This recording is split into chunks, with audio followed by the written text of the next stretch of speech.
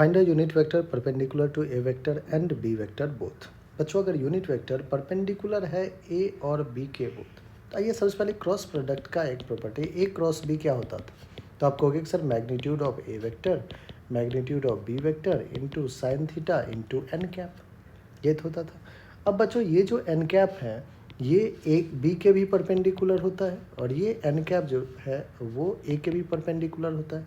ये इनफैक्ट आप ये भी कह सकते हैं जो एन कैप है वो perpendicular to the planes containing A vector and B vector, है ना। दैट मीन्स हमें क्या कैलकुलेट करना है बच्चों, तो हमें कैलकुलेट करना है एन कैप। हमें क्या कैलकुलेट करना है एन कैप, क्योंकि n cap is a unit vector which is perpendicular to a as well as B.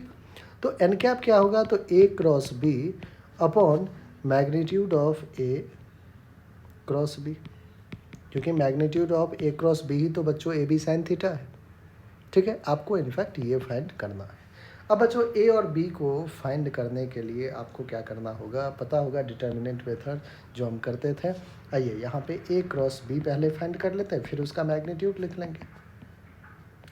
A cross b i cap j cap k cap. A कितना है 2 3 -1 2 3 -1 and B कितना है 1 -1 -1 1 -1 and -1। आइए बच्चों आई cap, आई को फिर वही हाइड एंड सीक वाला हॉरिजॉन्टल और वर्टिकल, पूरा कॉलम को आई वाले को कवर कीजिए और पूरे रो को कीजिए।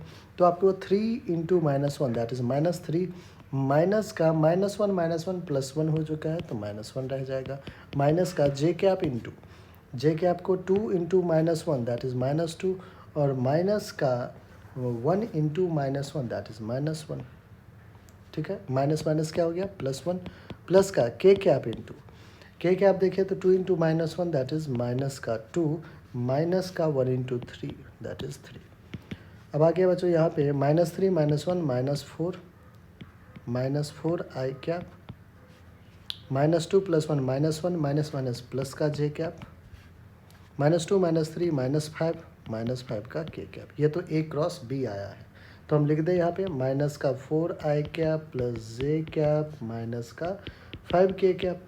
अब डिवाइडेड बाय इसका मैग्नीट्यूड क्या होगा बच्चों, ये तो वेक्टर में आया है, इसका मैग्नीट्यूड होगा magnitude of A cross B. ले लीजिए magnitude, magnitude under root of -4 का स्क्वायर 16 प्लस का 1 का स्क्वायर 1 -5 का स्क्वायर 25।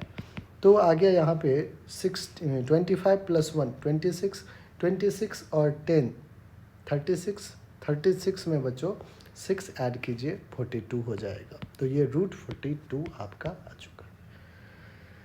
ठीक है बच्चों, तो ये आपका फाइनल आंसर है। यही वो यूनिट वेक्टर है जो कि परपेंडिकुलर है ए वेक्टर का भी और बी वेक्टर का।